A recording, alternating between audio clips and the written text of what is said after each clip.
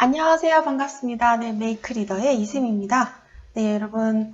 오늘은 동화 하부르타에 대해서 좀 더 자세하게 여러분들께 설명드리려고 합니다. 동화 하부르타는 어떤 것이며 어디에 도움이 되는지, 우리 아이들 교육 어느 곳에 도움이 되는지에 대해서도 설명을 드리고, 그리고 또 어떻게 하는 것인지에 대해서도 좀 더 자세하게 설명을 드리려고 합니다. 네, 시작하기 전에 구독과 좋아요 꼭 눌러주세요. 여러분의 구독과 좋아요는 제가 영상을 만드는 데 있어서 큰 힘이 됩니다. 네, 그럼 시작하도록 하겠습니다. 하부르타란 무엇이냐? 네, 하부르타는 짝과 대화하는 교육입니다. 이 짝과 토론하는 교육인데 일단은 우리 부모님이 가정에서 하시는 거기 때문에 짝이 우리 부모님이 되겠죠. 부모님과 자녀가 대화하고 토론하는 건데 이게 처음부터 되지 않는단 말이죠. 네, 그래서 우리가 이제 동화책을 읽으면서 아이들과 하나씩 이야기를 주고받는 겁니다. 그것을 동화하부르타라고 하는데요. 네, 단순히 이렇게 책을 읽고 아이와 대화하고 토론하는 것만이 동화하부르타가 아닙니다. 자신이 상상한 것을 그림으로 그리거나 이런 만들기를 통해서 아이들의 상상력과 창의력을 더 끌어올려 줄 수 있습니다. 거기다가 표현력까지. 네, 이게 바로 동화 하부르타입니다. 단순히 책을 읽는 것에서 끝나는 것이 아니라 책을 읽고 상상하고 생각하고 느낀 것을 그림으로 표현하거나 이렇게 만들기로 표현하거나 또는 발표를 하거나 이런 모든 게 다 동화 하부르타에 속합니다.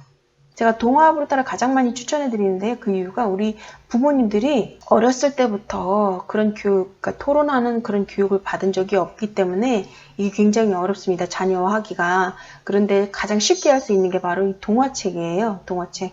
그러니까 부모님이 읽기에도 너무나 편하고 우리 아이들 읽어주기도 너무 좋으면서 우리 아이들과 대화를 간단하게 시작해 볼 수 있는데 아주 좋은 매체가 되는 거죠.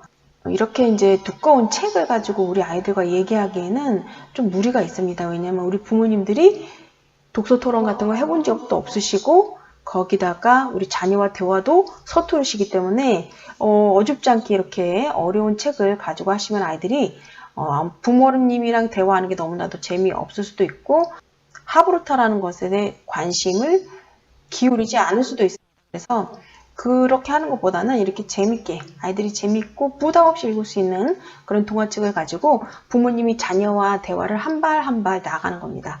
이게 바로 동화 하부르타입니다. 동화 하부르타가 우리 아이들한테 어떻게 도움을 주는지에 대해서 좀 설명을 드릴까 해요. 예, 동화 하부르타가 이거는 에이트에 나온 이야기인데요. 이 에이트의 이지성 작가님이 4차 산업혁명 시대에 대체되지 않는 인공지능에게 대체되지 않는 나를 만드는 법에 나오는 내용입니다. 네, 그러니까 이게 무엇을 이야기하냐면요. 이 그림책 하부르타, 그러니까 제가 말씀드린 이 동화 하부르타가 아이들의 창의력과 상상력을 끌어올려 주는 거예요. 4차 산업혁명 시대에 가장 필요한 교육은 공감 능력과 창의력을 향상시키는 교육입니다. 네, 이런 교육을 하려면 일단 대화하고 토론하는 게 필요하고요. 그 다음에 무엇이 필요하냐? 아이들의 상상력을 끌어올리는 교육이 필요한 겁니다. 그 두 가지를 다 만족시켜줄 수 있는 게 바로 그림책 하부르타라는 거예요. 네, 여기 보시면은 여기 도화지에 그림을 그리거나 차락을 만들어 보는 거 여기 나오죠? 네, 그리고 여기 장화 신은 고양이를 자유롭게 상상하는 거. 또 여기 자신이 만든 이야기를 친구들에게 들려주고 그쵸? 이게 발표하는 거죠. 자신을 표현하는 거죠. 그 다음에 여기 질문. 동화책 하부르타를 할 때 있어서 이 질문은 굉장히 중요합니다. 이 질문이 없이 그냥 하부르타가 잘 안 돼요. 그러니까 굉장히 좋은 질문이 있어야 그걸 가지고 아주 깊게 토론을 할 수 있거든요. 그래서 이 질문이 필수적인데 여기 보시면 질문이 나오죠. 네. 자, 그러면 동화 하부르타는 어떻게 할 수 있는지 설명드리겠습니다. 이거는 제가 지난번에 영상을 한번 만들었는데요. 그때 제가 영상을 너무 만들 줄 몰라가지고 막 싱크도 안 맞고 보시는 분들이 좀 불편하실 거라고 생각이 들어서 제가 좀 다시 한번 설명을 드리도록 하겠습니다. 네, 첫 번째로 아이에게 몰입을 경험하게 하는 겁니다. 동화로 인해서. 그러니까 아이에게 책을 읽는 즐거움을 주려면 아이가 동화책 읽는 것부터 되게 재밌어 해야 돼요. 지식 위주의 동화책만 아이들한테 읽어준다면 그 책이 재미없잖아요. 그럼 아이들이 다른 동화책에도 손을 안 간단 말이죠. 일단은 재밌어야 됩니다. 일단은 재밌어야 되기 때문에 부모님들이 읽어주실 때 아이한테 아주 흥미롭게 또 아주 실감나게 읽어주시는 것이 중요해요. 그러면 아이가 동화책에 빠집니다. 이게 바로 몰입이에요. 동화책을 또 이제 하부르트 할 때 중요한 거는 한번 쭉 읽고 질문해 주세요. 왜냐하면 첫 번째와 굉장히 연관이 있거든요. 왜냐하면 몰입을 하고 있는데 중간에 질문 몇 개 딱딱 던지면은 그게 몰입이 깨져버리거든요. 그럼 재미가 싹 없어져요. 그러니까 애가 중간에 책 읽다 말고 질문하면 짜증나고 화를 내기도 합니다.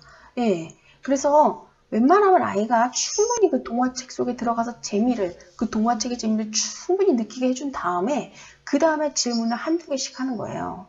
그래야 우리 아이가 동화책을 읽는 재미도 느끼고 그 다음에 엄마가 해주는 질문을 통해서 이 동화책을 한 번 더 생각할 수 있는 기회를 주는 거죠. 네, 세 번째는 질문을 많이 하지 마라입니다. 근데 질문을 많이 하는 게 왜 안 좋을까요?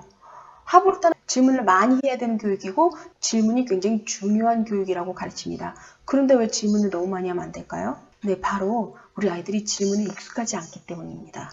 우리 아이들이 질문에 익숙하지가 않아요. 주입식 교육에 물들어져 있기 때문에 이런 아이들에게 질문을 여러 개 던지면요. 아이가 싫어합니다. 예, 그러니까 부모님과의 동화책 읽는 시간이 너무나도 즐거운 시간이 돼야 되는데 예, 그게 즐거움이 아니라 짜증으로 변할 수가 있어요. 질문을 너무 많이 던지면. 네. 그래서 부모님들께 제가 권해드리는 거는 동화책 읽고 나서 질문을 한두 개씩 하는 거고 그것이 익숙해졌다면 질문을 3개, 4개씩 합니다. 예. 그 다음에 네 번째, 아이의 이야기를 꺼내라입니다. 네, 이거는요. 우리 부모님들이 동화책을 읽어주면요. 동화책에 있는 교훈을 우리 아이들한테 심어주려고 해요. 탈무드나 이솝 이야기 뭐 이런 거에 따른 교훈을 우리 아이들한테 같이 주입시켜서 알려주려고 해요. 그런데 하부르트는 그런 교육이 아니거든요. 아이에게 정보를 주는 거는 맞지만 우리가 교훈이라고 생각하는 고정된 틀에 박힌 그런 사고를 우리 아이들한테 심어줄 수 없는 거예요. 그래서 우리 아이들이 느낀 거, 우리 아이들이 말하고 싶은 거, 이거를 계속 꺼낼 수 있게 해주는 겁니다. 그래서 우리 아이가 정말로 대화 도중에 이상한 질문을 할 수도 있고요. 이상한 말을 할 수도 있어요. 그러니까 아무 상관없는, 동화랑 아무 상관없는 자기 이야기를 할 수도 있고요. 친구가 나를 때렸다는 둥, 억울하다는 둥, 막 이런 얘기를 할 수가 있거든요. 네, 그런 얘기를 그냥 꺼내게 두세요. 네, 중간에 엄마는 지금 그 얘기를 하는 게 아니고 이 동화책의 내용이 뭐야? 이 동화책의 교훈은 뭐야? 뭐 이렇게 얘기를 하시지 마시고 아이가 충분히 이야기를 꺼낼 수 있게 해주세요. 우리 동화하부르타의 목표는 제가 정말로 여러 번 말씀드리지만 아이가 아이의 이야기를 자신의 입으로 꺼내게 만드는 게 바로 이 동화하부르타의 목표입니다. 우리 아이의 지적 능력을 높여주고 우리 아이의 성적을 높여주기 위해서 이 동화하부르타를 하는 게 아니에요. 예, 아이가 아이의 생각을 자유자재로 표현하고 꺼낼 수 있게 만들기 위해서 하는 게 이게 바로 동화하부르타라고 생각을 하셔야 됩니다. 너무 많이 욕심을 내시면 안 돼요. 그리고 하부르타는 존중과 경청의 교육이다. 네, 이거는 제가 말씀드렸어요. 이게 이제 하부르타는요. 제일 처음에 해야 될 작업이 뭐냐면 나와 우리 아이의 다름을 인정하는 것입니다. 그러니까 우리 엄마는 이렇게 생각하는데 우리 아이는 이렇게 생각하네. 우리 아이의 생각과 우리 어머님의 생각이 다를 수밖에 없다는 것을 인정하셔야 돼요. 이게 바로 존중이거든요.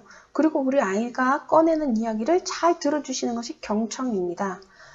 즉 아이와 엄마의 다름을 인정하는 것이 존중과 경청이고 이것이 바로 사랑입니다. 네.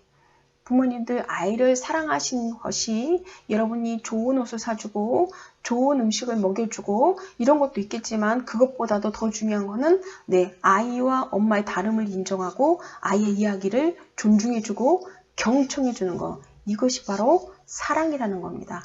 네, 이게 정말로 아이에게 필요한 최고의 사랑이라는 겁니다. 아이들과 이렇게 이야기를 나눌 때 이제 편의상 이렇게 이제 나눈 게 있어요. 이렇게 마음 상상 하브루타, 무슨 실천 하브루타, 종합 하브루타, 내용 하브루타 뭐 이런 것들이 있는데 이거를 나누는 것은 중요하지 않습니다. 이거를 분류해 놓은 것은 그냥 부모님들이 질문을 만들 때 편의상 만들어 놓은 건데요. 이렇게 질문을 만드는 주축이 되는 게 뭐냐면 바로 이겁니다. 이거. 마음 상상 하브루타는 이 동화책을 읽고 주인공이 돼보는 겁니다. 그래서 주인공의 마음은 어떨지, 만약에 내가 그 상황이라면 어떨지 이런 걸 상상해보는 거죠. 예. 그리고 실천 하브루타는 그거를 내 생활에 가져오는 겁니다. 내가 이 동화책을 통해서 느낀 걸 가지고 나는 어떤 생활을 하면 좋을까? 막 이런 것들을 이야기할 수 있는 거죠. 자, 그 다음에 작가가 그림책으로 표현하고 싶었던 것이 무엇인지 생각하는 겁니다. 네. 그래서 이 작가가 이 그림책을 통해서 우리한테 주는 메시지는 무엇일까?